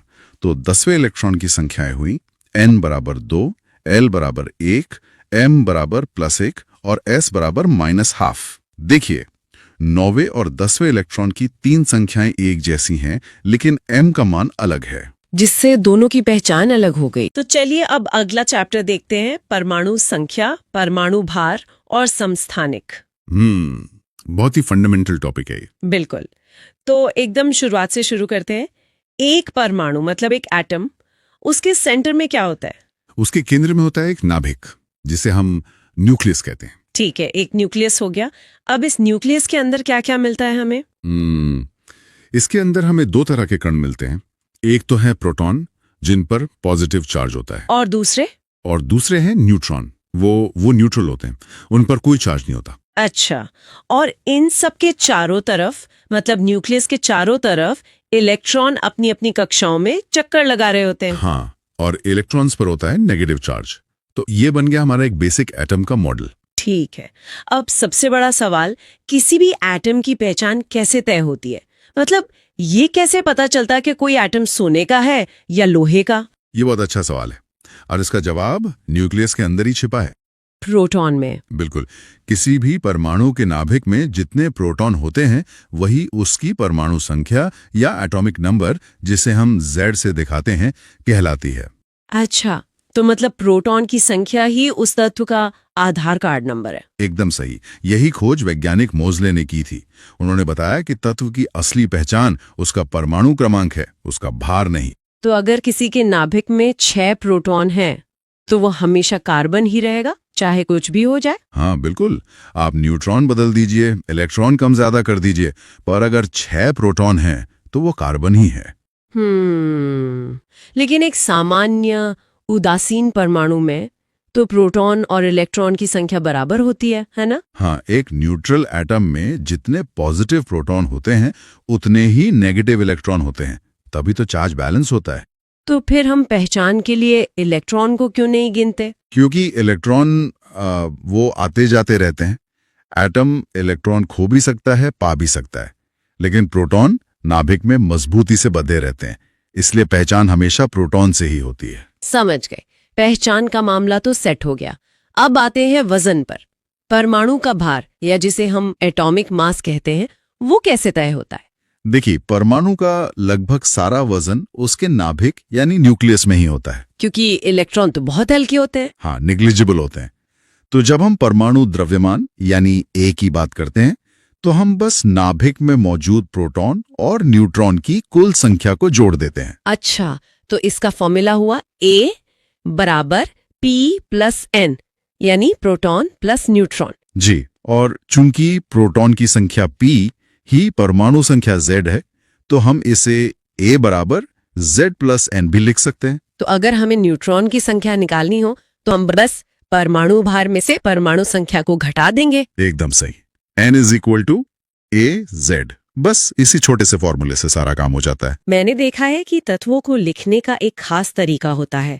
प्रतीक के ऊपर एक नंबर और नीचे एक नंबर। हाँ, ये एक स्टैंडर्ड तरीका है। जैसे सोडियम के लिए हम लिखते हैं 2311 Na। तो इसमें ऊपर और नीचे वाले नंबर क्या बताते हैं? मैं हमेशा कंफ्यूज हो जाती हूँ। इसका एक बहुत आसान तरीका है। भार या वजन हमेशा सिर के ऊपर होता है ना? हाँ। तो जो संख्या ऊपर लिखी है वो हमेशा परमाणु भार यानी A होगी। अरे वाह, ये तो बहुत अच्छा तरीका है। तो 23 हो गया परमाणु भार, और जो नीचे बच गया 11, वो हो गई परमाणु संख्या Z। बिल्कुल। अब चलिए इसी सोडियम एटम के अंदर झांकते हैं। ठीक है, तो Z है 11, इसका मतलब प्रोटॉन की संख्या भी 11 हुई। सही। और A है 23, जो कि इसका परमाणु भार है। अब इलेक्ट्रॉन कितने होंगे? इस पर कोई प्लस या माइनस का निशान तो है नहीं, मतलब ये उदासीन है, तो इलेक्ट्रॉन भी प्रोटॉन के बराबर यानी 11 ही होंगे। बहुत बढ़िया। और अब आखिरी चीज, न्यूट्रॉन। सोडियम के एक परमाणु में 11 प्रोटॉन, 11 इलेक्ट्रॉन और 12 न्यूट्रॉन होते हैं। लेकिन एटम हमेशा इतने शांत तो नहीं रहते, वो इलेक्ट्रॉन लेते देते भी हैं। यहीं से आयन की कहानी शुरू होती है। हाँ बिल्कुल। आयन बस ऐसे परमाणु हैं जिनमें इलेक्ट्रॉन का संतुलन बिगड़ गया है, उन पर कोई ना कोई चार्ज होता है। अच्छा, तो अगर कोई परमाणु इलेक्ट्रॉन खो देता है तो उस पर पॉजिटिव चार्ज आ जाता है, इसे धनायन या कैटायन कहते हैं। जी, ये थोड़ा उल्टा लगता है। कुछ खोने पर तो नेगेटिव होना चाहिए, पर वो पॉजिटिव हो जाता है। हाँ, ये कंफ्यूजन बहुत लोगों को होता है। इसे ऐसे समझिए, मान लीजिए मैग्नीशियम है 2412 Mg, इसके पास 12 प्रोटॉन और 12 इलेक्ट्रॉन हैं। ठीक है, बराबर। अब अगर ये अपने 2 इलेक्ट्रॉन खो देता है तो इसके पास पॉजिटिव प्रोटॉन तो 12 ही रहे, लेकिन नेगेटिव इलेक्ट्रॉन अब सिर्फ 10 बचे। ओ, तो अब पॉजिटिव चार्ज नेगेटिव चार्ज से 2 ज्यादा हो गया। बिल्कुल, इसीलिए उस पर Mg2+ का चार्ज आ जाता है। समझ गए। मतलब आपने अपने ऊपर से 2 नेगेटिव चीजें हटा दी तो अब ज्यादा पॉजिटिव हो गए। क्या बात है, एकदम सही एनालॉजी है। और इसका ठीक उल्टा होता है ऋणायन यानी एनायन। जब कोई परमाणु बाहर से इलेक्ट्रॉन ले लेता है। हाँ, जैसे ऑक्सीजन है 16 इसके पास 8 प्रोटॉन है। अगर ये बाहर से 2 इलेक्ट्रॉन ले ले तो इसके पास इलेक्ट्रॉन हो जाएंगे 10। तो 8 प्रोटॉन के मुकाबले 10 इलेक्ट्रॉन, मतलब 2 नेगेटिव चार्ज ज्यादा, तो ये O2- बन जाएगा। एकदम परफेक्ट। और इस पूरी प्रक्रिया में एक बात ध्यान रखने वाली है कि परमाणु संख्या और परमाणु भार नहीं बदलते। बिल्कुल, Z और A अपनी जगह पर रहते हैं। सारा खेल सिर्फ इलेक्ट्रॉनों का होता है। चलिए, अब एक बहुत ही दिलचस्प टॉपिक पर आते हैं, समस्थानिक यानी आइसोटोप्स। इसके नाम में ही है समस्थान। इसका क्या मतलब हुआ? इसका मतलब है आवर्त सारणी यानी पीरियोडिक टेबल में समान स्थान। और टेबल में स्थान तो परमाणु क्रमांक से तय होता है। सही पकड़ा।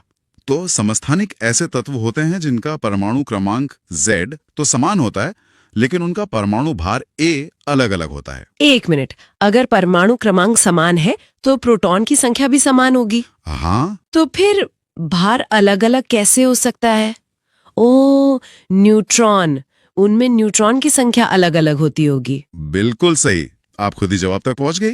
समस्थानिक एक ही तत्व के वो रूप हैं जिनमें प्रोटॉन तो बराबर होते हैं पर न्यूट्रॉन अलग अलग होते हैं। इसका सबसे अच्छा उदाहरण तो हाइड्रोजन है ना? हाँ, हाइड्रोजन के 3 समस्थानिक हैं। पहला है प्रोटियम, जो आम हाइड्रोजन है। उसमें 1 प्रोटॉन है और 0 न्यूट्रॉन। ठीक है।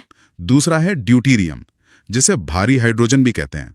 उसमें 1 प्रोटॉन और 1 न्यूट्रॉन होता है। और तीसरा है ट्राइटियम, उसमें 1 प्रोटॉन और 2 न्यूट्रॉन होते हैं।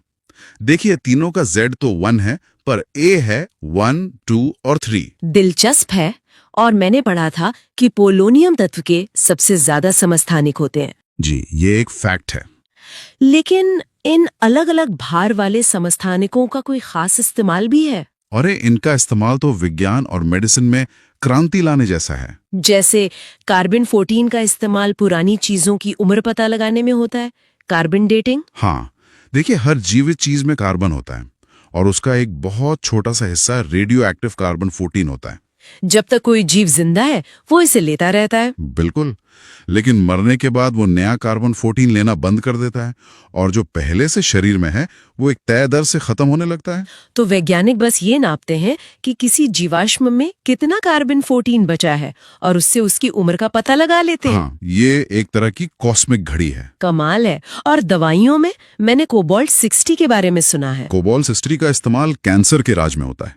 इससे बहुत शक्तिशाली गामा किरणें निकलती हैं जो कैंसर कोशिकाओं को नष्ट कर देती हैं। अच्छा, और भी कुछ उदाहरण है? बहुत है। आयोडीन 131 का इस्तेमाल घेंघा रोग का पता लगाने में होता है, ट्यूमर का पता लगाने के लिए। उसके लिए आर्सेनिक 74। और अगर शरीर में कहीं खून का थक्का जम गया है तो उसका पता लगाने के लिए सोडियम 24 का इस्तेमाल करते हैं। और यूरेनियम 235? वो तो परमाणु भट्टी में ईंधन का काम करता है जिससे बिजली बनती है। वाह। अब इन मिलते जुलते नामों पर आते हैं। आइसोटोप के बाद है समभारिक यानी आइसोबार्स। अगर समस्थानिक का मतलब समान स्थान था तो समभारिक का मतलब समान भार होगा। आपका लॉजिक एकदम सही है। समभारिक वे तत्व होते हैं जिनका परमाणु भार यानी A तो समान होता है, लेकिन परमाणु क्रमांक यानी Z अलग अलग होता है। मतलब ये तत्व ही अलग अलग होते हैं। हाँ, जैसे आर्गन और कैल्शियम को लीजिए। आर्गन का परमाणु क्रमांक 18 है और कैल्शियम का 20। दोनों बिल्कुल अलग हैं। पर आर्गन 18R40 और कैल्शियम 20C40, दोनों का परमाणु भार 40 ही होता है ना जी। अच्छा, अगला है सम न्यूट्रॉनिक यानी आइसोटोन्स। ये तो नाम से ही पता चल रहा है। बताइए। क्या होगा? इनमें न्यूट्रॉन की संख्या समान होगी। बिल्कुल। बस इतना ही है। जैसे कार्बन 6C14 में 8 न्यूट्रॉन है और ऑक्सीजन 8O16 में भी 8 न्यूट्रॉन है। और एक होता है सम इलेक्ट्रॉनिक, आइसो इलेक्ट्रॉनिक, समान इलेक्ट्रॉन। अरे ये तो हमने आयन वाले उदाहरण में ही देख लिया था। कहाँ पर? मैग्नीशियम आयन Mg2 पॉजिटिव, उसमें 10 इलेक्ट्रॉन थे, और ऑक्सीजन आयन O2 नेगेटिव, उसमें भी 10 इलेक्ट्रॉन थे। तो वो दोनों सम इलेक्ट्रॉनिक हुए। बहुत बढ़िया। आप सारे कॉन्सेप्ट्स को आपस में जोड़ पा रहे हैं। बस एक आखिरी वाला थोड़ा अजीब लग रहा है, आइसोडाइफर। हाँ, ये थोड़ा कम सुनने में आता है। आइसोडाइफर वे तत्व होते हैं जिनमें न्यूट्रॉन और प्रोटॉन की संख्या का अंतर मतलब Np समान होता है। अच्छा, न्यूट्रॉन और प्रोटॉन का अंतर, इसे एक उदाहरण से समझना होगा। ठीक है। यूरेनियम 92U238 को लेते हैं। इसमें प्रोटॉन कितने हैं 92 और न्यूट्रॉन? वो होंगे 238-92, यानी 146। सही। अब इन दोनों का अंतर निकालिए। 146 89। ये आया 54। ठीक है, 54 याद रखिए। अब लेते हैं थोरियम 90Th 234। इसमें प्रोटॉन है 90 और न्यूट्रॉन है 234। 90 यानी 144। और इनके अंतर हुआ 94 और 90, ये भी 54 ही है। बिल्कुल। चूंकि दोनों के लिए Np का ये मान एक ही है, इसलिए यूरेनियम 238 और थोरियम 234 एक दूसरे के आइसोडाइफर हैं। आवर्त सारणी, पीरियोडिक टेबल, हम सब ने इसे स्कूल की केमिस्ट्री लैब की दीवार पर जरूर देखा है। तत्वों का एक साफ सुथरा रंग बिरंगा चार्ट। हाँ, और सब कुछ इतना व्यवस्थित लगता है जैसे प्रकृति ने इसे इसी तरह बनाया हो। बिल्कुल। पर क्या ये हमेशा से इतना परफेक्ट था? आज हम उसी सफर की गहराई में उतरने वाले हैं जहां बिखरे हुए तत्वों को एक तरतीब देने की कोशिश की गई। और ये कहानी किसी सीधी सादी खोज की नहीं है, ये एक जासूसी कहानी जैसी है। हाँ, जिसमें गलत सुराग थे, कुछ शानदार अंदाजे थे और कुछ ऐसे जीनियस भी थे जिन्होंने उन टुकड़ों को जोड़ने की कोशिश की जो अभी तक मिले भी नहीं थे। सही कहा।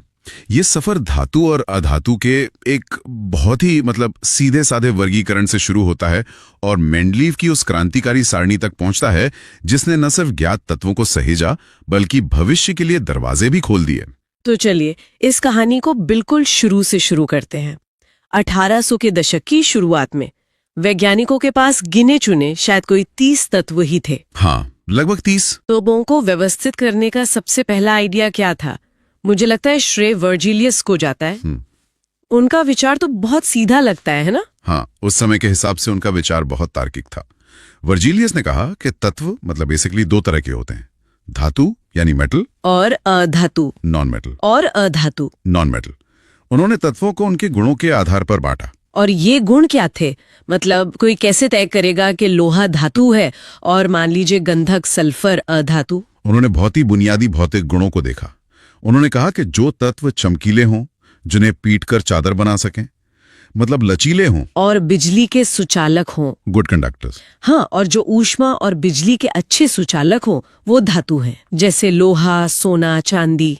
और इसके ठीक उल्टा, जो चमक रहित हों, भंगुर हों और बैड कंडक्टर्स। बिल्कुल, वो अधातु की श्रेणी में आ गए। ये तो बहुत तार्किक लगता है। आज भी तो हम मोटे तौर पे ऐसे ही सोचते हैं।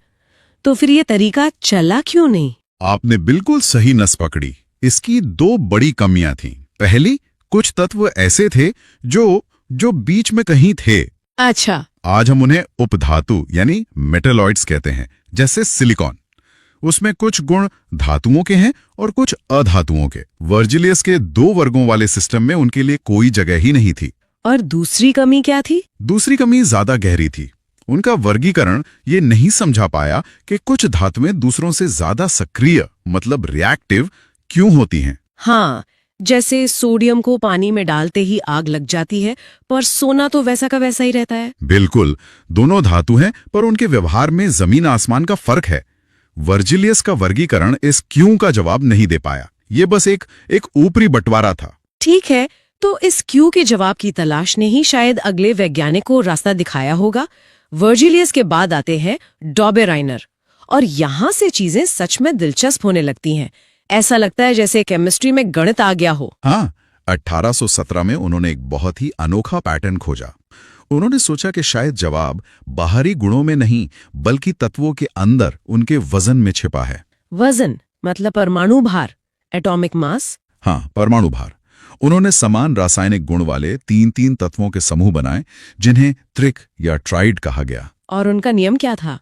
उनका सिद्धांत था कि अगर इन 3 तत्वों को उनके परमाणु भार के बढ़ते क्रम में रखा जाए तो बीच वाले तत्व का परमाणु भार पहले और तीसरे के परमाणु भार का लगभग औसत होगा। एवरेज। सुनने में थोड़ा जटिल है, इसका कोई उदाहरण है? सबसे फेमस उदाहरण है लिथियम, सोडियम और पोटेशियम का। ये तीनों ही बहुत सक्रिय धातुएं हैं। हाँ, पानी से जोरदार प्रतिक्रिया करती हैं। सही। तो लिथियम का परमाणु भार लगभग 7 है और पोटेशियम का 39। अब अगर हम इन दोनों का औसत निकालें, 7 + 39 को 2 से भाग दें तो 23 आता है, जो कि सोडियम का परमाणु भार है। बिल्कुल, ये उस समय के लिए एक बिजली के झटके जैसी खोज थी। पहली बार किसी ने तत्वों के गुणों और उनके भार के बीच एक गणितीय रिश्ता खोजा था। वाह, ये तो सच में एक दिलचस्प पैटर्न है। पर अगर ये काम कर रहा था तो डोबेराइनर की सारणी फेल क्यों हो गई? क्योंकि ये नियम सब पर लागू नहीं हो पाया। अच्छा। उस समय ज्ञात लगभग 53 तत्वों में से वो कुछ ही ऐसे त्रिक बना पाए, बाकी तत्वों पर यह गणित काम ही नहीं कर रहा था। तो लोगों ने इसे एक सफल नियम नहीं माना? नहीं, इसे एक दिलचस्प संयोग मतलब एक कोइंसिडेंस मानकर छोड़ दिया गया। लेकिन ये याद रखना जरूरी है कि तत्वों का पहला व्यवस्थित वर्गीकरण करने का प्रयास डोबेराइनर नहीं किया था। तो एक दिलचस्प संयोग के बाद कहानी में आगे आते हैं एक अंग्रेज रसायन शास्त्री जॉन न्यूलैंड्स, और उनका आइडिया तो केमिस्ट्री से ज्यादा संगीत से प्रेरित लगता है। बिल्कुल, लगभग 50 साल बाद 1860 के दशक में न्यूलैंड का ये विचार काफी रचनात्मक था। जैसे भारतीय संगीत में 7 सुर होते हैं, सारे गा, मापा, धानी, और 8वां सुर वापस सा आ जाता है। हाँ, जो पहले सुर का ही ऊंचा रूप है। ठीक वैसे ही न्यूलैंड ने कहा कि यदि तत्वों को उनके बढ़ते परमाणु भार के क्रम में रखा जाए तो हर 8वें तत्व के गुण पहले तत्व जैसे होंगे। ये सुनने में बहुत ही काव्यात्मक है। क्या ये काम कर रहा था? जैसे लिथियम के बाद 8वां तत्व सोडियम आता है और उनके गुण तो मिलते जुलते हैं। हाँ, ये कुछ हद तक काम कर रहा था। लिथियम से 8वां तत्व सोडियम था और सोडियम से 8वां पोटेशियम। इन सब के गुण समान थे। लेकिन इस काव्यात्मकता के साथ कई बड़ी समस्याएं भी थीं, और सच कहूं तो उस समय के वैज्ञानिक समुदाय को यह आइडिया बिल्कुल पसंद नहीं आया। अच्छा, उन्हें ये विचार पसंद क्यों नहीं आया? उस समय की प्रतिष्ठित रॉयल सोसाइटी में उनका मजाक उड़ाया गया था। किसी ने उनसे भरी सभा में पूछ लिया कि क्या उन्होंने तत्वों को वर्णमाला के क्रम में लगाकर भी कोई पैटर्न खोजने की कोशिश की है। ओह, मतलब लोग उनके विचार को गंभीरता से नहीं ले रहे थे। बिल्कुल नहीं, और इसकी वजह थी कि इस नियम में गंभीर खामियां थीं। पहली और सबसे बड़ी बात, ये नियम केवल कैल्शियम तक मतलब हल्के तत्वों तक ही सही से लागू हो पाया। और उस समय 56 तत्व ज्ञात थे, है ना? हाँ, लेकिन कैल्शियम के बाद के भारी तत्वों पर यह संगीतमय पैटर्न पूरी तरह से टूट गया। दूसरी बड़ी गलती ये थी कि न्यूलैंड ने भविष्य में खोजे जाने वाले तत्वों के लिए कोई खाली जगह ही नहीं छोड़ी। उन्हें लगा कि बस इतने ही तत्व हैं। हाँ, उन्हें लगा कि उस समय ज्ञात 56 तत्व ही सब कुछ हैं। ये एक बहुत बड़ी अदूरदर्शिता थी। तो अब हम उस व्यक्ति पर आते हैं जिसे आवर्त सारणी का जनक कहा जाता है, दिमित्री मेंडलीव। उन्होंने ऐसा क्या अलग किया जो बाकियों ने नहीं किया था? उन्होंने भी तो परमाणु भार को ही आधार बनाया था। मेंडलीव का दृष्टिकोण बहुत व्यापक था। उन्होंने भी तत्वों को परमाणु भार के आधार पर ही व्यवस्थित किया, लेकिन उन्होंने सिर्फ गणित को भगवान नहीं माना। उनके लिए सबसे जरूरी थे तत्वों के रासायनिक गुण, कि वो दूसरे तत्वों के साथ कैसे प्रतिक्रिया करते हैं। हाँ, वो किस तरह की यौगिक बनाते हैं। उन्होंने अपना प्रसिद्ध आवर्त नियम दिया। तत्वों के गुणधर्म उनके परमाणु द्रव्यमान के आवर्ती फलन होते हैं। मतलब अगर तत्वों को परमाणु भार के क्रम में सजाया जाए तो एक निश्चित अंतराल के बाद उनके गुण दोहराए जाएंगे। बिल्कुल, और उन्होंने ही पहली बार ग्रुप्स और पीरियड्स का कॉन्सेप्ट दिया, जो आज भी हम इस्तेमाल करते हैं। सही कहा। उन्होंने समान गुण वाले तत्वों को एक ही वर्टिकल कॉलम में रखा, जिसे वर्ग या ग्रुप कहा गया, और क्षैतिज पंक्तियों यानी हॉरिजॉन्टल रोज को आवर्त या पीरियड कहा। लेकिन मेंडलीव की सबसे बड़ी सफलता क्या मानी जाती है? वो क्या चीज थी जिसने उन्हें बाकियों से मीलों आगे खड़ा कर दिया? उनकी हिम्मत और उनकी दूरदर्शिता। उन्होंने अपनी सारणी में जानबूझकर खाली जगहें छोड़ी, अच्छा, जहां न्यूलैंड ने मान लिया था कि और तत्व हैं ही नहीं। वहीं मेंडलीफ ने कहा, नहीं, यहाँ अभी कुछ तत्व खोजे जाने बाकी हैं। 1 मिनट, ये सोचना ही कमाल है। वो सिर्फ एक सारणी नहीं बना रहे थे, वो एक तरह से प्रकृति के कोड को क्रैक कर रहे थे और कह रहे थे, मुझे पता है कि यहाँ क्या होना चाहिए, भले ही तुम्हें अभी तक ये मिला न हो। बिल्कुल, और वो यही नहीं रुके। उन्होंने सिर्फ जगह नहीं छोड़ी, उन्होंने भविष्यवाणी भी की। हाँ, उन्होंने भविष्यवाणी की कि इन जगहों पर भविष्य में जो तत्व खोजे जाएंगे उनके गुण क्या होंगे, उनका परमाणु भार क्या होगा, उनका घनत्व क्या होगा, यहां तक कि उनका रंग कैसा होगा। हाँ, सब कुछ। उन्होंने संस्कृत के शब्द एका का इस्तेमाल किया, जिसका मतलब होता है एक। उन्होंने एल्यूमिनियम के नीचे खाली जगह को एका एल्यूमिनियम, सिलिकॉन के नीचे एका सिलिकॉन और बोरॉन के नीचे एका बोरॉन। सही। और क्या उनकी भविष्यवाणी सच हुई? ये तो किसी साइंस फिक्शन फिल्म जैसा लगता है। 100% सच हुई। कुछ सालों बाद 1875 में फ्रांस में गैलियम की खोज हुई और उसके गुण हूबहू एका एल्यूमिनियम जैसे थे। वाह! फिर स्कैंडियम, एका बोरॉन और जर्मेनियम, एका सिलिकॉन खोजे गए। जब जर्मेनियम की खोज हुई तो उसके गुण मेंडलीफ की भविष्यवाणी से इतने मिलते जुलते थे कि वैज्ञानिक समुदाय दंग रह गया। ये तो सिर्फ एक भविष्यवाणी का सच होना नहीं था। नहीं, ये इस विचार की जीत थी कि प्रकृति के नियमों को समझा जा सकता है। इसने केमिस्ट्री को सिर्फ अवलोकन से भविष्य बताने वाले विज्ञान में बदल दिया। तो अगर मेंडलीव की सारणी इतनी सफल थी, इतनी भविष्यदर्शी थी, तो आज हम सीधे सीधे उसी का इस्तेमाल क्यों नहीं करते? आज की आवर्त सारणी इससे अलग क्यों है? क्योंकि इसमें भी कुछ मौलिक कमियां थीं। और मजेदार बात यह है कि यही कमियां सबसे बड़े सुराग थी, जो इशारा कर रही थी कि आधार में ही कहीं कुछ गड़बड़ है। जैसे कि हाइड्रोजन का स्थान। पहली कमी वही थी। हाइड्रोजन कभी क्षार धातुओं जैसा व्यवहार करता था तो कभी हैलोजन जैसा। मेंडलीव उसे कोई एक निश्चित घर नहीं दे पाए। और समस्थानिकों यानी आइसोटोप्स का क्या? उनका तो परमाणु भार अलग अलग होता है। ये दूसरी बड़ी समस्या थी। समस्थानिकों के रासायनिक गुण तो एक जैसे होते हैं, लेकिन परमाणु भार अलग अलग। मेंडलीव की सारणी परमाणु भार पर आधारित थी। तो उस हिसाब से तो कार्बन 12 और कार्बन 14 को अलग अलग जगह मिलनी चाहिए थी। बिल्कुल, लेकिन ऐसा करना रासायनिक रूप से बेतुका था। उनके सारणी इस पहेली को नहीं सुलझा पाई। और एक और बड़ी कमी थी, है ना, जहां उन्होंने अपने ही नियम को तोड़ा था। हाँ, और वही सबसे बड़ा सुराग था कि परमाणु भारी तत्वों की असली पहचान नहीं है। गुणों को सही समूह में रखने के लिए उन्हें कहीं कहीं ज्यादा परमाणु भार वाले तत्व को कम भार वाले से पहले रखना पड़ा। कोबाल्ट और निकल वाला उदाहरण। हाँ, सबसे बड़ा उदाहरण। कोबाल्ट का परमाणु भार 58.9 है और निकल का 58.7। नियम के हिसाब से निकल को पहले आना चाहिए था, पर मेंडलीव ने गुणों के आधार पर कोबाल्ट को पहले रखा। तो उन्होंने अपने ही बनाए नियम के खिलाफ जाने का फैसला किया। बिल्कुल। जब उनसे इस गड़बड़ी के बारे में पूछा गया तो उन्होंने आत्मविश्वास से कहा कि शायद भार मापने में कोई गलती हुई होगी, पर असल में गलती भार में नहीं थी। गलती उस आधार में ही थी जिसे सब मानकर चल रहे थे। सही कहा, वे सब गलत पेड़ पर चढ़ रहे थे, भले ही मेंडलीव लगभग सही शाखा तक पहुंच गए थे। तो ये थी कहानी आवर्त सारणी के शुरुआती सफर की। एक सरल वर्गीकरण से लेकर मेंडलीव की लगभग सही भविष्यवाणी तक, हर कदम एक पहेली के टुकड़े को उसकी जगह पर रख रहा था। और इन सभी की सबसे बड़ी भूल ये थी कि वे परमाणु भार को ही सब कुछ मान रहे थे। बिल्कुल, मेंडलीव की सारणी की यही कमियां थीं। हाइड्रोजन की पहेली, समस्थानिकों की समस्या और कोबाल्ट निकल जैसी गड़बड़ियां, जिन्होंने 20वीं सदी के वैज्ञानिकों को ये सोचने पर मजबूर किया कि वे किसी ज्यादा गहरी और बुनियादी चीज को नजरअंदाज कर रहे हैं। मेंडलीव ने रास्ता दिखाया, नक्शा बनाया, लेकिन उस नक्शे में कुछ जगहें गलत थीं। और उन गलतियों ने ही आधुनिक आवर्त सारणी का रास्ता तैयार किया। तो ये सिर्फ केमिस्ट्री की किताबों का एक चार्ट नहीं है। इसे ऐसे सोचें कि ये यूनिवर्स के जितने भी बिल्डिंग ब्लॉक्स हैं, उनका एक सीक्रेट कोड है। एक ऐसा नक्शा जिसमें हर तत्व की अपनी एक सही जगह है और उसी जगह से उसके सारे राज पता चल जाते हैं। लेकिन ये नक्शा मतलब हमेशा से इतना साफ नहीं था। इसकी कहानी दिमित्री मेंडलीव से शुरू तो हुई, पर उन्होंने एक बहुत बड़ी गलती कर दी थी। बिल्कुल, मेंडलीव जीनियस थे, इसमें कोई शक नहीं, उन्होंने तत्वों में एक पैटर्न खोजा, लेकिन उनकी जो नींव थी वो थोड़ी सी कमजोर थी।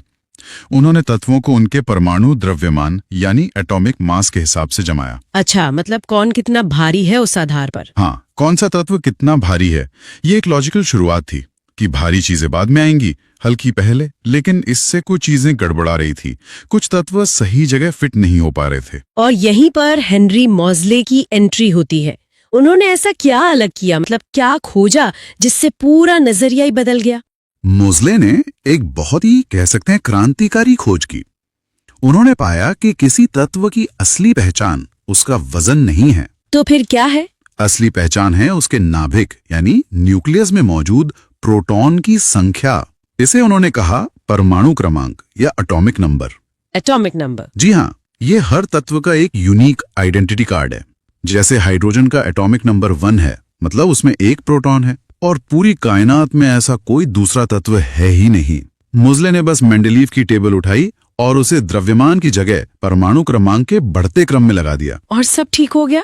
जादू की तरह सारी गड़बड़ियां अपने आप ठीक हो गई। अच्छा, तो ये इतना बड़ा फर्क था। मतलब असली पहचान वजन नहीं बल्कि अंदर मौजूद प्रोटॉन्स हैं। तो फिर ये परमाणु द्रव्यमान जिसका इस्तेमाल मेंडलीव कर रहे थे, वो क्या चीज है? परमाणु द्रव्यमान, जिसे हम ए से दिखाते हैं, वो न्यूक्लियस के अंदर की कुल आबादी है। कुल आबादी। हाँ, यानी प्रोटॉन और न्यूट्रॉन को मिलाकर।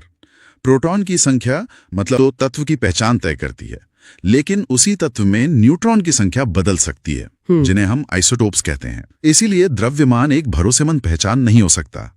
मोज़ले का नियम, जो आज भी केमिस्ट्री का आधार है, बस यही कहता है कि किसी तत्व के गुण उसके परमाणु क्रमांक पर निर्भर करते हैं, द्रव्यमान पर नहीं। कमाल है। तो इस नए और बेहतर नक्शे की बनावट कैसी है? इसमें कुल 118 तत्व है। इन्हें किस तरह से ऑर्गेनाइज किया गया है? इसे आप एक बड़े शहर की तरह सोचिए, जिसमें 118 घर हैं। इन घरों को 7 हॉरिजॉन्टल सड़कों पर बनाया गया है। इन सड़कों को हम आवर्त या पीरियड्स कहते हैं। 7 आवर्त? और 18 वर्टिकल गलियों में बांटा गया है, जिन्हें वर्ग या ग्रुप्स कहा जाता है। तो 7 आवर्त और 18 वर्ग, ये पूरी सारणी का ढांचा है। लेकिन मैंने देखा है कि टेबल के नीचे 2 अलग सी लाइनें भी होती हैं। वो क्या है? क्या वो कोई अलग सड़कें हैं? बहुत अच्छा सवाल है। वो अलग सड़कें नहीं हैं, बल्कि वो छठे और 7वें आवर्त का ही हिस्सा हैं। उन्हें लैंथनाइड और एक्टिनाइड श्रृंखला कहते हैं। तो उन्हें बाहर क्यों रखा गया है? इसकी वजह प्रैक्टिकल है।